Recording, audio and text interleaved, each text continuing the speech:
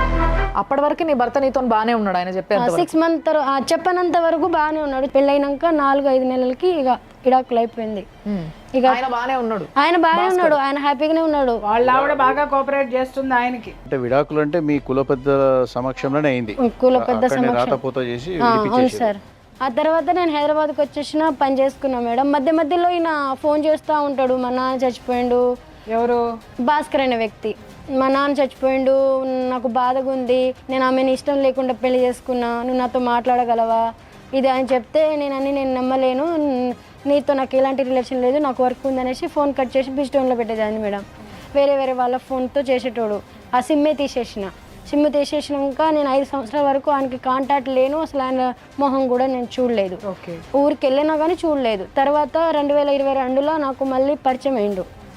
పరిచయం అయ్యి 3-4 నెలల వరకు నేను డైవర్ట్ చేసిన, దగ్గర అయ్యిండు.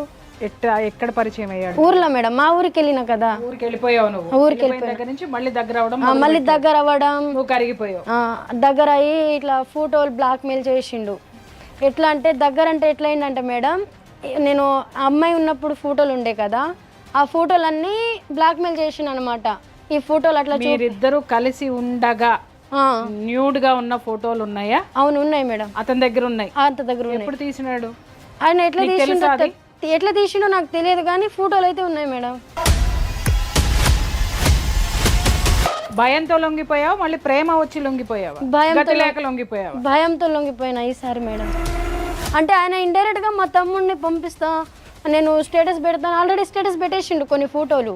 చూసిన వాళ్ళందరూ నాకు ఫోన్ చేసిండ్రు, ఏంటి సునీత అంటే అది పాత ఫోటోలు అన్నా, నాకు తెలియదు అనేసి ఏదో వాళ్ళని నేను మొహం చూపలేకపోయినా. చూసారు, చూసిన వాళ్ళు ఎవరు కూడా వాడి కాళ్ళు చేతులు ఆయనకే సపోర్ట్ ఉండే మేడం ఆ ఊరంతా. అబ్బాయి అనగా 100 చేస్తాడంట మేడం.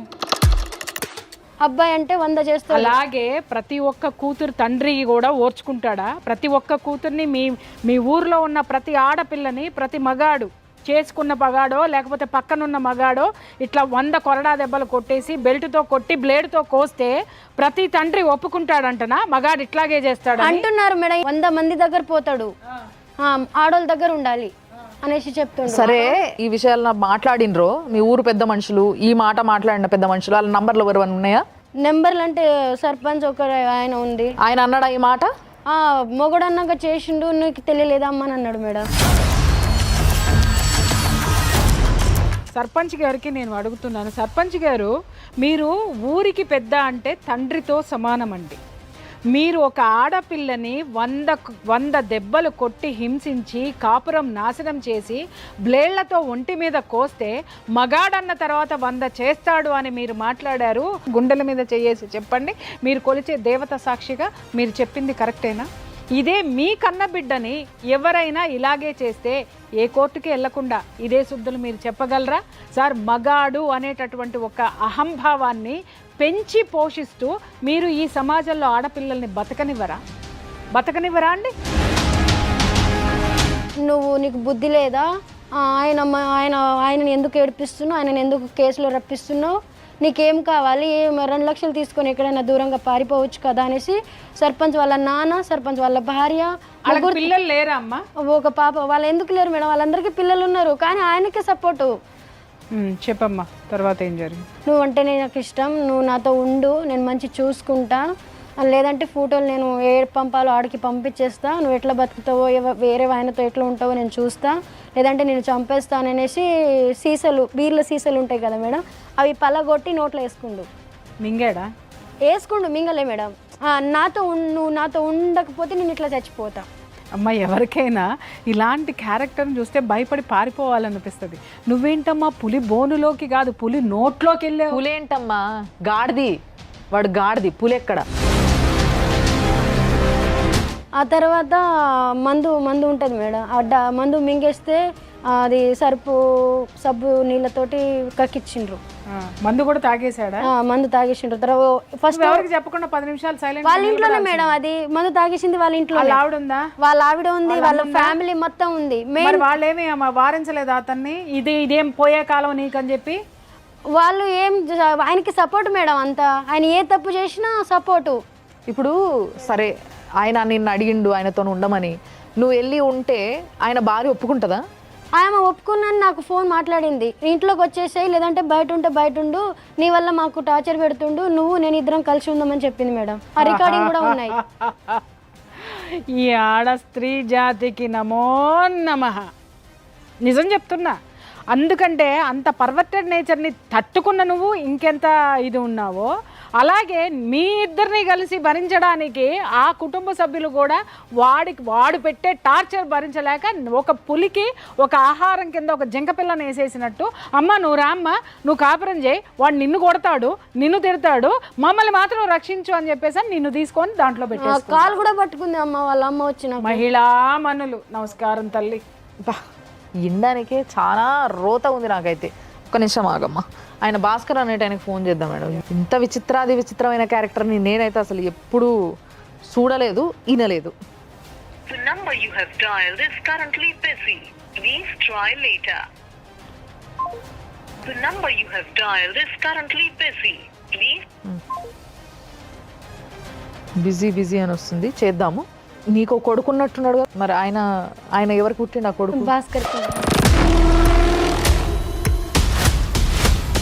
మీరు ఈ మాత్రం దానికే అంత ఆశ్చర్యపోతున్నారు? ఆవిడని చెప్పనివ్వండి. అట్లా ఫోటోలు బ్లాక్మెయిల్ చేసిండు, నేను పెళ్లి చేసుకుంటా, నాతో ఉండు, నేను ఇల్లు కట్టిస్తా, నిన్ను చూసుకుంటా, మేము చూసుకుంటా, వేరే ఆయన చేసుకుంటే మాత్రం నువ్వు శవమే సునీత, నువ్వు నాతో ఉంటే మంచిగా ఉంటుంది, వేరే ఆయన ఎవరితో ఉన్నా నేను చంపేస్తా, లేదంటే ఏది చేయాలో అది నాకు తెలుసు, అది చేసేస్తా అని చెప్పిండు. తాళి కట్టాడా? కట్టిండు మేడం. కట్టాడు మేడం. ఎవరి సమక్షంలో?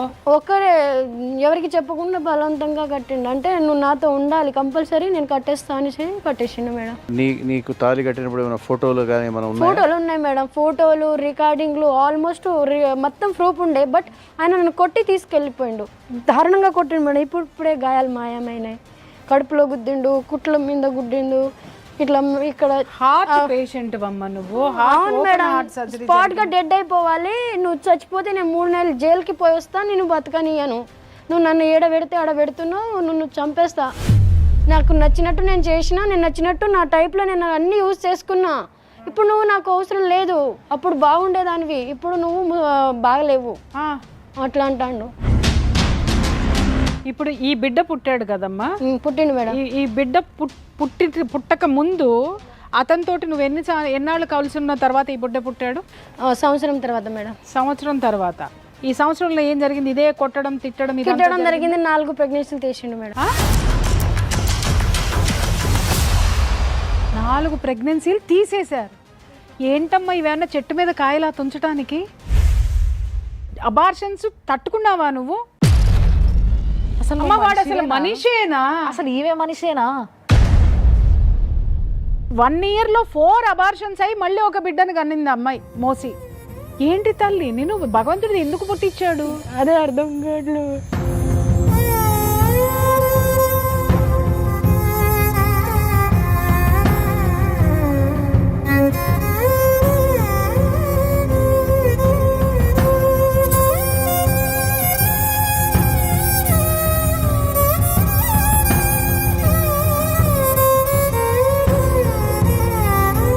దరిద్రుడు ఎవరైతే ఉన్నారో, ఆ మహాత్ముడు ఎవడైతే ఉన్నాడో వాడిని ప్రపంచానికి చూపించాలి. ఇంకా ఎంతమంది ఆడపిల్లల్ని కాటేశాడో, కాటేయబోతున్నాడో. 99వ దాన్నంట మేడం.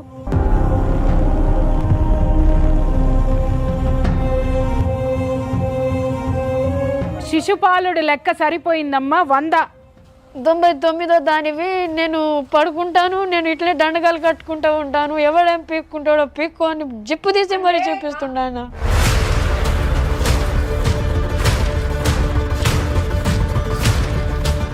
నా ఒక్కదానికి కాదు, పోలీస్ స్టేషన్లోనే చూపిస్తుండు.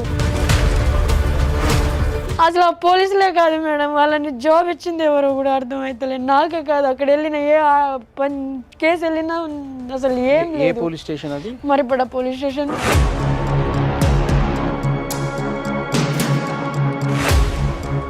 ఒక ఆడపిల్ల వెళ్ళి నేను ఇట్లా మోసపోయాను అనంటే ఇది మరి మా దౌర్భాగ్యమో, మరి ఈ ప్రభుత్వం యొక్క నిర్లక్ష్యమో, లేకపోతే పోలీసు వారికి ఆడపిల్లల పట్ల ఉన్న కోపమో తెలియడం లేదు. ఒక్క ఒక్క కేసు కూడా రిజిస్టర్ అయ్యి ఎఫ్ఐఆర్ అవ్వడం లేదు. ఒక్క ఆడదాన్ని ఆదుకోండి సార్, ఇలాంటి ఆడవాళ్ళని మీరు ఆదుకోండి.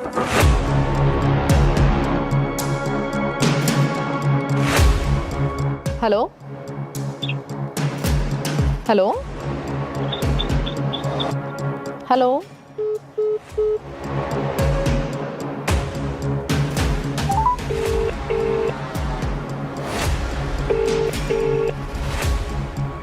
భాస్కర్ ఫోన్ ఎత్తిండు కానీ సౌండ్ లేకుండా పెట్టేసి కట్ చేసేసి.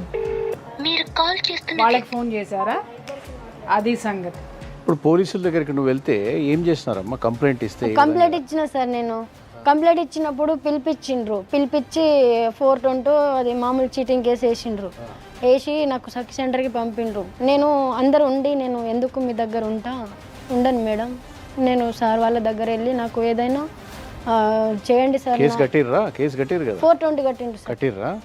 నీ దగ్గర ఏం ఆధారాలు ఉన్నాయమ్మా, నువ్వు ఎందుకు నీకు పెళ్ళి అయినట్టు లేదు ఏం లేదు. నేను ఆల్రెడీ ఫోటోలు చూపించిన అని నాకేం జరిగినాయో మంచి చెడు అనే ఫోటోలు నేను రమాదేవి మేడం అనే పవన్ సార్ అనే వాళ్ళకి చూపించిన, పాత ఎస్ఐ సార్కి. అవి వాళ్ళు చూసిండ్రు, అయినా కూడా సరే ఆయనకి వెళ్ళే మాట్లాడిండ్రు. మేమేం చేస్తామమ్మా, మా మాట వినట్లేదు, ఇక్కడ సార్ అసలు ఆ సెంటర్లు పెట్టింది ఎందుకు సార్? మా మాట వినట్లేదు వదిలేసాం. పోలీస్ స్టేషన్లోనేమో ఏం చేయమమ్మా వాళ్ళు రావట్లేదు, మమ్మల్ని ఏం చేయమంటావనంటే దోమలు తోలుకుంటానికి కూర్చున్నారా, లేకపోతే చెమ్మ చెక్కలు ఆడుకుంటానికి కూర్చున్నారా ఈ వ్యవస్థలన్నీ? నేను కేసు పెడుతున్నా కదా, పిలిపిస్తున్నా కదా పోలీస్ స్టేషన్కి, ఎక్కడ వెళ్ళాలో నాకు తెలియట్లేదు సార్. ఇక దగ్గరలో పోలీస్ స్టేషన్ ఉంది, నాకు ఏ కష్టం వచ్చినా మేము ఎన్ని రోజులు ఉపవాసం ఉంటాం సార్, వీళ్ళ దగ్గర అడుక్కొని తిందామనేసి నేను ఊకే పోలీస్ స్టేషన్కి వెళ్ళిన. ఊకే ఎట్లా వెళ్తుంది నీ కూతురు అనేసి మా వాళ్ళ మీద పడ్డాడు, అంటే మా అమ్మ వాళ్ళ మీద. ఊర్లోనే ఉంటారు కదా, వాళ్ళ ఇంటి ముందు వెళ్ళి రాళ్ళు ఇసురడం, కొట్టడం. నీ కూతుర్ని కూడా నేను కొడుకు కనిచ్చిన కదా, నువ్వు కూడా రా, నిన్ను కూడా కొడుకు కనిస్తా, మా అమ్మని. కామాంధుడు అనడానికి వీడు పర్ఫెక్ట్. వాళ్ళని టార్చర్ పెడుతుంటే నేనే అన్నా, నా బాధ వాళ్ళ బాధ చూడలేక ఏమైనా కోపం ఉంటే నా మీద, నేను నీకు కనెక్ట్ అయినా నువ్వు నాకున్నావు, నీ మీద నా కోపం, నా మీద నీ కోపం. మా ఫ్యామిలీ వాళ్ళు ఏం చేసిండ్రు, అమాయకులు, పొలం తప్ప వేరే ప్రపంచమే లేదు, వాళ్ళ మీద ఎందుకు పోతావు, ఏదైనా ఉంటే నాతో ఆడును ఆట అనేసి నేను చెప్పిన. అదే కోపంలో బీర్ తాకుండా వచ్చిండు, బైక్ మీద వచ్చిండంట, ఆయనే చెప్పిండ. అయితే నువ్వు డోర్ తీసునిత అంటే వీడు మమ్మల్ని కొట్టనికే వచ్చిండు అనేసి నేను 100కి కాల్ చేసిన. ఒక్క నిమిషం అమ్మ, సర్పంచ్ గారు ఫోన్ చేశారు, మాట్లాడతాం. Hello madam. సర్పంచ్ గారు కదా? శంకర్ గారు? అవునవును మేడం. శంకర్ గారు, మేడం సునీత సుమన్ టీవీకి వచ్చిందండి. మేడం మీ ఊర్లో చాలా రచ్చ అయినట్టుంది, అది మీకు అంతా తెలుసు కదా? తెలుసు మేడం. సో సునీత ఏం చెప్తుందంటే ప్రతిసారి ఎంత అన్యాయం జరిగినా కూడా మీరు ఆ భాస్కర్ అనే అబ్బాయికే బాగా సపోర్ట్ చేసిండ్రు అనేసి చెప్తుంది, అవునా? లేదు మేడం, మన భాస్కర్ మనకు ఎందుకు సపోర్ట్ చేస్తాం మేడం? ఆడపిల్ల ఎట్టుకుంటే మనం సపోర్ట్ చేస్తాం. అంటే ఇప్పుడు మీరు డైరెక్ట్ ఆమెను పట్టుకొని అన్నారంట కదా, ఆడు మొగోడమ్మా, వాడు ఏమైనా చేస్తాడు, 100 మందితోనైనా పంటాడు, మీకు లేదా తెలివి అని అన్నారట కదా. ఒక ఆడపిల్ల, మీ ఊరు పిల్ల, లిటరల్ గా ఒక బిడ్డను పట్టుకొని, ఆ భాస్కర్ కి పుట్టిన బిడ్డనట, ఒక కొడుకును పట్టుకొని ఆ పిల్ల పాపం అడక్క తింటుంది ఇక్కడ రోడ్ల మీద, గుళ్ళల్లో పడుకుంటుంది. సరే ఊరికి వస్తుంది, మరి మీరు ఏం న్యాయం చేస్తారు ఆమెకి? అంటే మేడం సరే ఇప్పుడు ఒకటే కులం ఒకటే జాతి సరే ఏదో ఒకటి అయిపోయింది మేడం. అయితే అమ్మాయికి ఏం చెప్పినట్టే, అబ్బాయికి 1 ఎకరం భూమి ఉంది మేడం. ఈ భాస్కర్ అనే వ్యక్తి 1 ఎకరం భూమి ఉంది. ఆ భూమిలో ఆయన 2 కొడుకు, నెక్స్ట్ ఈడొక కొడుకు, ముగ్గురు మేడం. ముగ్గురికి 1 ఎకరం భూమిలో పంచిస్తామని వాళ్ళకి అమ్మ కొన్ని ఉంది. 4 భాగాలు చేసేద్దామా అంటే ఆల్రెడీ ఒక బ్యాండ్ పేపర్ వేసుకున్నాం, దాన్ని రాసుకుని ప్రాసెస్ అయిపోయింది. అమ్మాయి ఒప్పుకోలేదు మేడం ఆ టైంకి.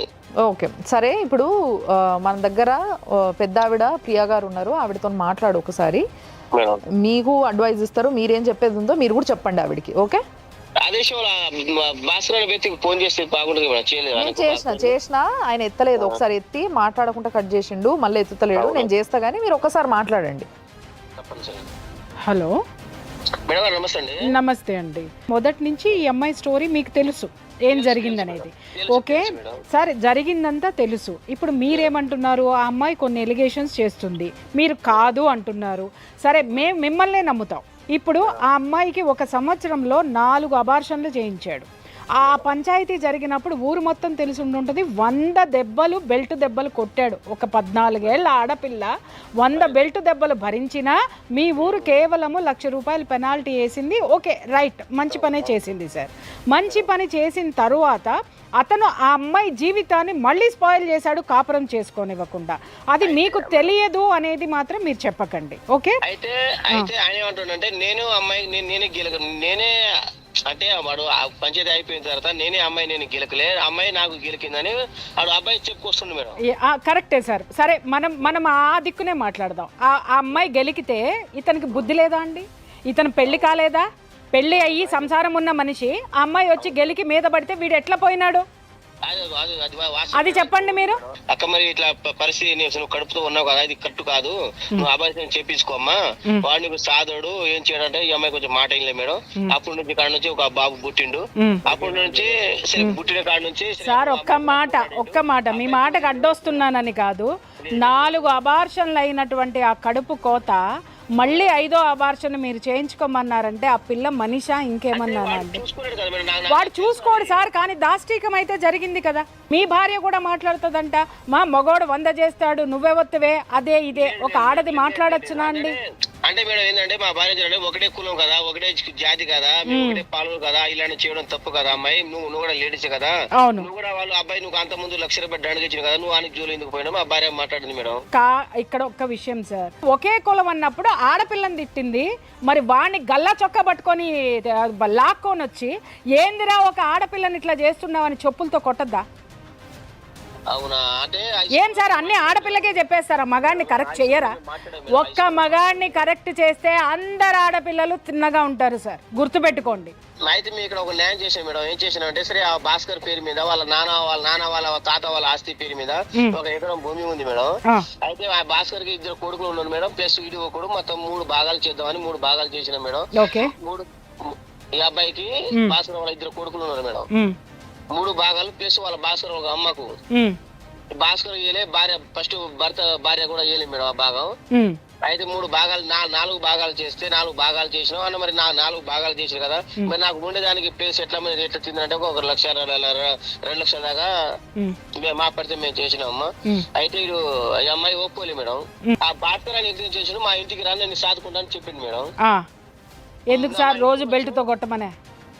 లేదు, మా ఇంటికి వచ్చండి నేను సాదుకుంటాని పిలిచిండు మేడం. అయితే అమ్మాయి రాలేకపోయినా మేడం వాళ్ళ ఇంటికి. ఒక్క విషయం నేను చెప్తున్నాను సార్, ఇప్పుడు భాస్కర్ అనే అతను మాతో మాట్లాడటం లేదు, ఫోన్ కట్ చేస్తున్నాడు. మీకు భాస్కర్ గనక ఈ విషయంలో అంటాడంట, సుప్రీంకోర్టుకు పో, జైలుకు పో, నేను 70,000 ఇస్తా, నేను 80,000 ఇస్తా, ఇవేవో మాట్లాడుతున్నాడు. వినండి సార్, వినండి. మీరు ఆ ఊరు సర్పంచ్ కాబట్టి లీగల్ యాక్షన్ స్ట్రాంగ్గా తీసుకుంటే భాస్కర్కి పడేటటువంటి శిక్ష ఏంటి, ఈ అమ్మాయి రోడ్డు మీద అడుక్కు తినే స్థితి రేపొద్దున ఆ భార్య బిడ్డలకు కూడా ఎలా వస్తుందో మా లీగల్ అడ్వైజర్ గారు చెప్తారు. ఒక్కసారి విని మీరు భాస్కర్కి చెప్పండి. ఇప్పుడు ఆమెతో కలిసి ఉన్నప్పటికి సంబంధించినటువంటి ఫోటోలు ఆయన ఫోన్లో సర్క్యులేట్ చేస్తూ నేను అందరికీ పంచుతా, అందరికీ పెడతా, అందరికీ పంపిస్తా అని బెదిరిస్తున్నప్పుడు మీరు అతన్ని పిలిచి మందలించి మీరు గట్టిగా చెప్పి అతని మీద పోలీస్ స్టేషన్కి వెళ్ళి అతని మీద కేసు పెట్టించి ఉండాల్సింది కదా, మీరు చేయలేదు కదా. మరి ఆయనకు భయం ఏముంటుందండి? ఆయనకు భయం ఏముంటుంది?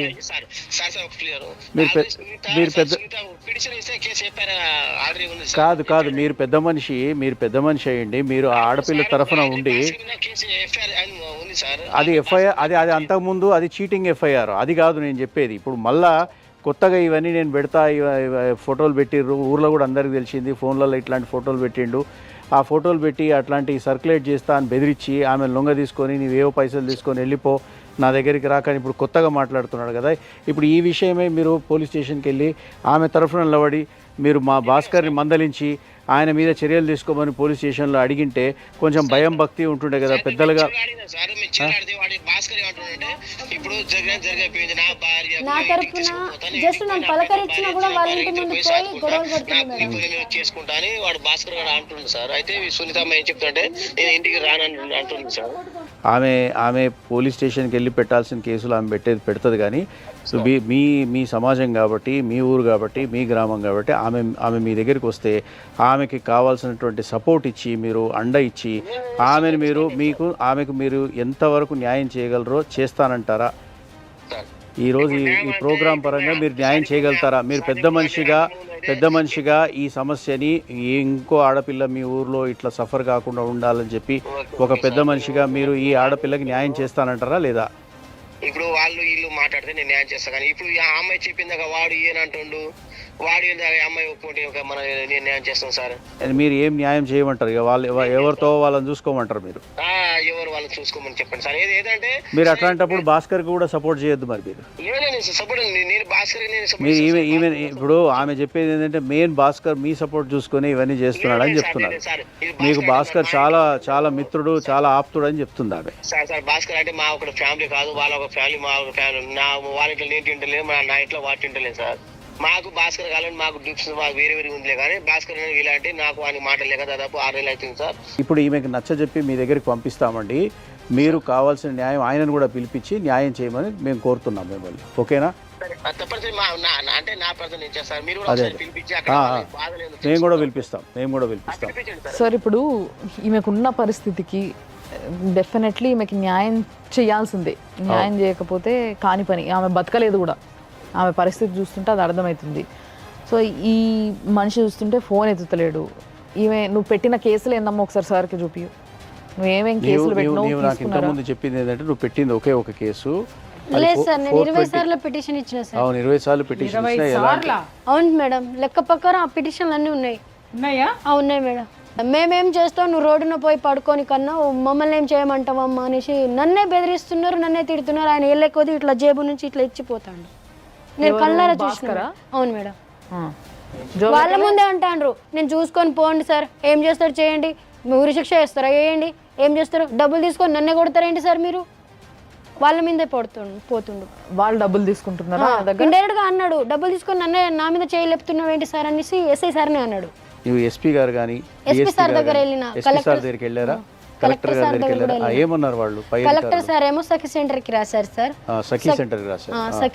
సఖి సెంటర్ వాళ్ళు ఫోన్ చేశారు, రండి ఇక్కడ మీ ఫ్యామిలీని తీసుకొని రండి మాట్లాడాలి, అమ్మాయి ఇలా వచ్చింది అని అంటే నేను రాను, మీరు తల తీసుకుంటారా తీసుకోండి, కేసు చేస్తారా కేసు చేసుకొని నాకు ఫోన్ అయితే చేయకండి అలా చెప్పింది సార్. ఆయన అట్లా చెప్తుండమ్మా మేమేం చేస్తామనేసి, నువ్వు నీ ఈగలుగా నువ్వు ఏం చేయాలో అదే చేసేసి అమ్మా. చూడమ్మా, ఇప్పుడు నిన్ను పెళ్ళి అనే తంతు చూపించి పెళ్ళిలాగా చేసుకున్నట్టు చూపించి నిన్ను అనుభవించాడు. అవును సార్. అది నేరము, రేప్ కేసు అవుతుంది. తర్వాత నిన్ను అవమానపరిచినాడు. అవును సార్. అది కూడా నేరం అవుతుంది. ఇవన్నీ చాలా సీరియస్ క్రైమ్స్. ఆ అమ్మాయి బిడ్డ పుట్టిన తర్వాత ఇప్పుడు ఈ బిడ్డని నేను కొట్టి వదిలేసేసి చావమని చెప్పేసి ఆ అమ్మాయిని వదిలి వెళ్ళిపోతూ అతను మాట్లాడినటువంటి ఒక మాట, మిస్టర్ భాస్కర్ పంచాయతీ చేసి ₹1,00,000 ఫైన్ వేశారు కదండి. ఫైన్ వేసినప్పుడు 30,000 పెద్దలకు వెళ్ళింది, 20,000 మళ్ళీ అతను మళ్ళీ తిరిగి తీసేసుకున్నాడు, 50,000 ఈ అమ్మాయి దగ్గరకు వచ్చింది. అతను మాట్లాడినటువంటి మాట ఏంటో తెలుసా సార్? ₹1,00,000 నా దగ్గర పంచాయతీ చేసి మీరు వసూలు చేశారు, ఆ ₹1,00,000కి వడ్డీ వీడు బాబు.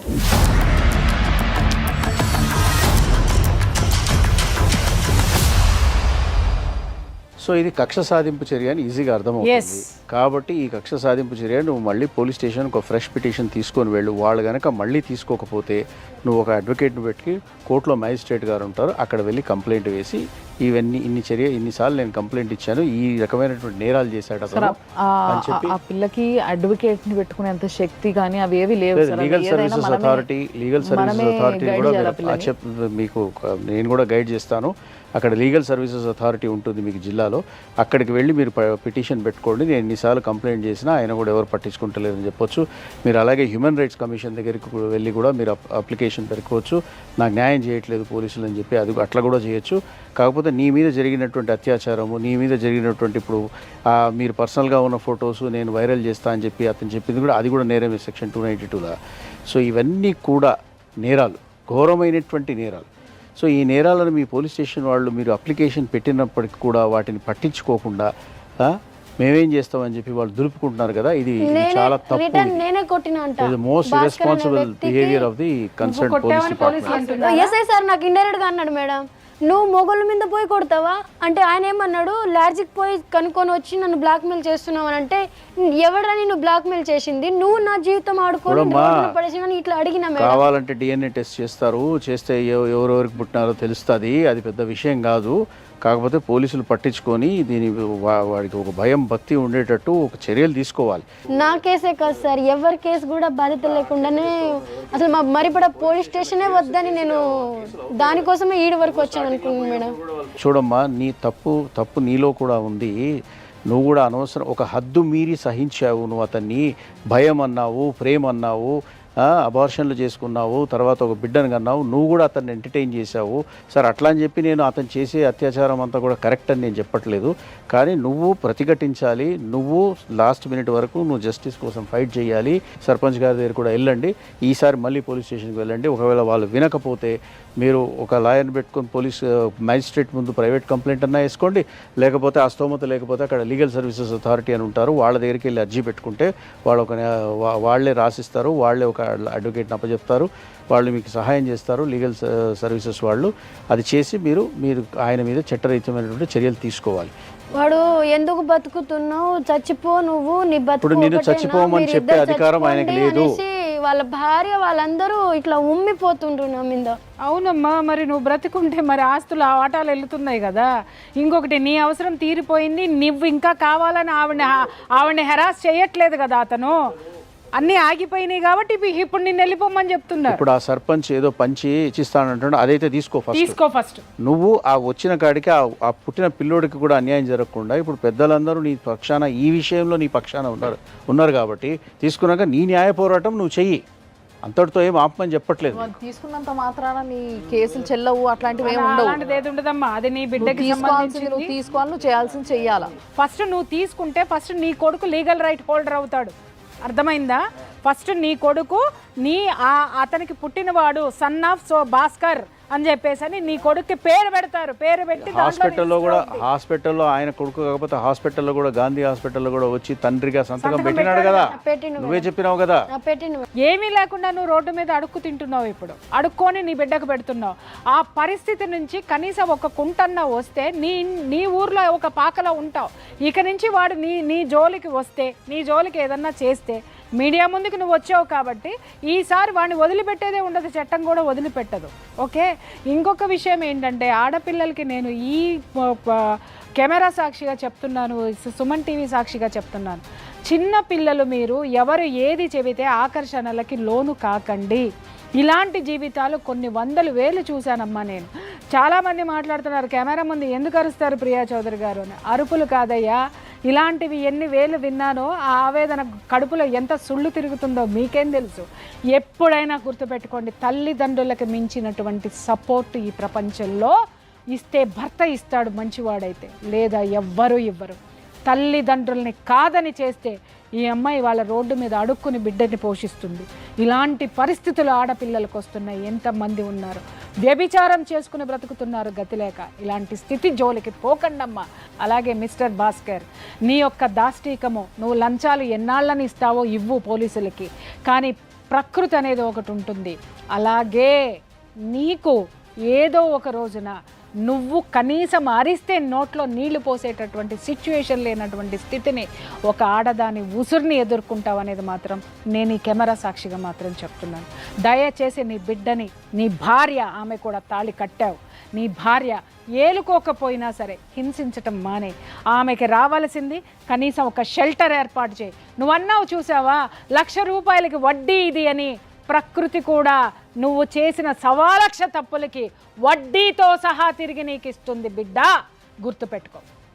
ఇప్పుడు సార్ చెప్పినట్టుగా ఏవైతే కేసులు వేసుకోవాలి, ఏవి వేసుకుంటే నీకు న్యాయం జరుగుతుంది, అవన్నీ కూడా నీతో చేపించే ప్రయత్నం మేము చేస్తాం. నువ్వు సపోర్ట్ చేస్తే నీకు వేయాలని ఉంది కాబట్టి 20 సార్లు ఓపికగా ఏ సపోర్ట్ లేకుండా పోయి నువ్వు పిటిషన్ వేసి వచ్చినావంటే నీకు సపోర్ట్ ఉంటే ఒక్కసారి వేస్తే సరిపోతుంది.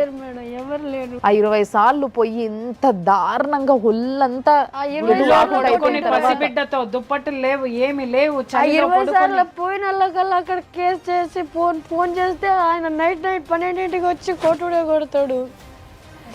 సార్ నిజంగా ఆ ఊరి పోలీస్ స్టేషన్ లో ఉన్నటువంటి ఎస్ఐ గారికి చెప్తున్నాను సార్ ఒక్కటే మాట నేను చెప్తున్నాను, మీరు ఎందుకు సార్ ఒక ఆడపిల్ల కన్నీళ్లు తుడవడానికి పోలీస్ స్టేషన్ ఉందా? ఒక దుర్మార్గుడిని వదిలేయడానికి చట్టం ఉందా? ఆ పిల్ల గుడిలో పసిబిడ్డను వేసుకొని పడుకొని తిండి లేక ఆ అమ్మాయి నీళ్లు తాగి అడుక్కున్న డబ్బులతో పిల్లవాడికి పాలు పడుతుంది. తెలుసా మీకు ఆ సంగతి? గుండె అనేది ప్రతి ఒక్కళ్ళకి ఉంటుంది సార్. దయచేసి దాని ద్వారా ఆలోచించండి. ఆ గుండె ఏ సాక్ష్యం చెప్తుందో ఆ సాక్ష్యంతో ఆ అమ్మాయికి న్యాయం చేయండి అని మాత్రమే రిక్వెస్ట్ చేస్తున్నాను నేను మిమ్మల్ని. మనం అందరం మనుషులం అన్న విషయం మర్చిపోకపోతే ఇట్లాంటి వాళ్ళు ఉండరు ఈ సమాజంలో. మనం మర్చిపోతున్నాం కాబట్టే ఇట్లాంటి కేసులు ఎన్నెన్నో అయి కూర్చుంటున్నాయి. కాబట్టి దయచేసి సుమన్ టీవీ తరఫున మిమ్మల్ని మేము రిక్వెస్ట్ చేసుకుంటున్నాం, ఇప్పుడుకైనా ఆమె పిటిషన్ తీసుకోండి, ఆమెను పిలిచి మరీ తీసుకోండి. అన్నిసార్లు వచ్చింది. ఆ కేసుని కొంచెం ముందుకు తీసుకెళ్ళి ఆ పిల్లకి న్యాయం అయ్యేలాగా చేసి ఆ కొడుకుకి ఈ పిల్లకి ఇంత షెల్టరు ఇంత తిండి దొరికేలాగా చూడండి. మేము కూడా తప్పకుండా ఈమె కేసుని ఫాలో అప్ చేస్తూ ఉంటాము. అండ్ డెఫినెట్గా ఈమెకి ఏదో ఒక పని కూడా కల్పించే ఆలోచన చేస్తాం. ఏదో ఇంత ఆమెకి ఎంతో అంత ఆమె కొడుకు తినే అంత ఏదో ఒక చిన్న పని చేసుకునేలాగా పని కల్పించే అవకాశం కూడా మేము ఆమెకి ఇస్తాము. కాబట్టి మీ అందరికి చూస్తున్న ప్రతి ఒక్కరికి చెప్తున్నా, ఇట్లాంటి వాళ్ళు ఎంతోమంది ఉంటారు. మనం పట్టించుకోకపోతే పాపం వాళ్ళ జీవితం ఏమైపోతుంది? దేవుడు అంతో ఇంతో మనకి ఇచ్చిండు, మనం బాగున్నాము అంటే సరిపోదు కదా, మనం కూడా ఏదో ఒకటి చేయాలి కదా సమాజానికి. సో దయచేసి ఇట్లాంటివి ఎన్నో ఉంటే మన చుట్టూ పట్టించుకోవాలని కోరుకుంటూ ఈరోజు ఈ అమ్మాయికి ఎలాంటి న్యాయం చేయాలి అనే దాని గురించి ఒక చిన్న స్టెప్ మాత్రమే తీసుకున్నాము. బట్ తప్పకుండా న్యాయం చేసి తీరుతుంది సుమన్ టీవీ. ఇది మాత్రం గుర్తుపెట్టుకోండి. చూస్తూనే ఉండండి సుమన్ టీవీ.